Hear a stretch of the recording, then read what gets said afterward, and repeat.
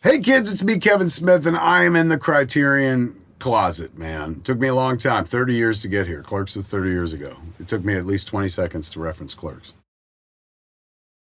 I like the movies that remind me of why I did it in the first place, man. And I see a few.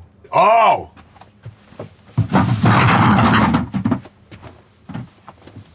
His Girl Friday. Come on, man. This is like Hawks at his absolute best. Very influential film for me, even though it features old-timey people and stuff.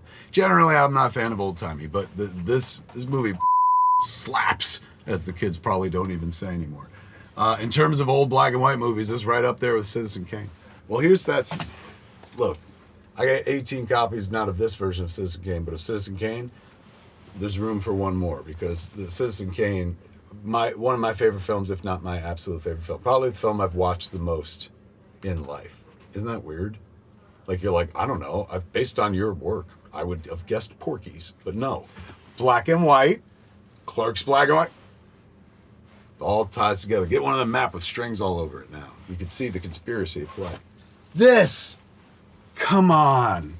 Hollywood Shuffle, movie made by Robert Townsend, man. This movie made me build my boat, because I remember, like, number one, this is a legit brilliant funny movie with fantastic acting in it and stuff. And he talked about using credit cards to pay for the movie, partially the budget.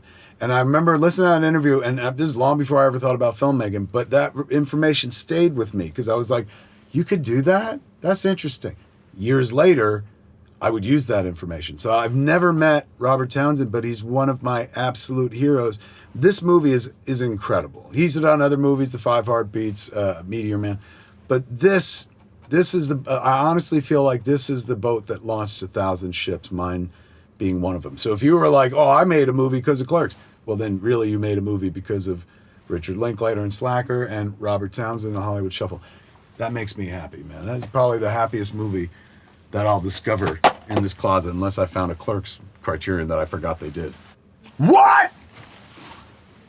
They got to Bull Durham, kids. One of my favorite flicks. Susan Sarandon is magical in this, as is Kevin Costner. I hate baseball. Like, the American pastime is not for me. It's boring. But I love baseball movies. Bad News Bears being the number one. This, I think, is my number two. The road to excess leads to the Palace of Wisdom. William Blake.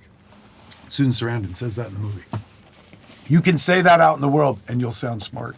Prince of Tides! That ends up dropping into the bag. George Carlin is in this. He is, right? 100%. Yeah, she treated him, Barbra Streisand treated George like a real live actor and stuff. Barbra Streisand did a director commentary on this? If Barbra Streisand had sang her director's commentary, my mother would have climaxed. She loves Babs. So the fact that she talks it, I'll have to tell my mother, she talks. My mom likes when Babs talks anyway. Is that deep cover? And this is amazing. I paid to see this in a movie theater by myself. And I had such a good-ass time, man. Like, come on, who directed this? Bill Duke, right? Yes. Actors make great directors, kids. You know why? Because they sit behind a zillion directors over the course of a career, and they can slowly aggregate a style without ever shooting a frame of film. So when it becomes their time to step up to the plate, oh, they can knock it out the park. And Bill Duke did that with Deep Cover.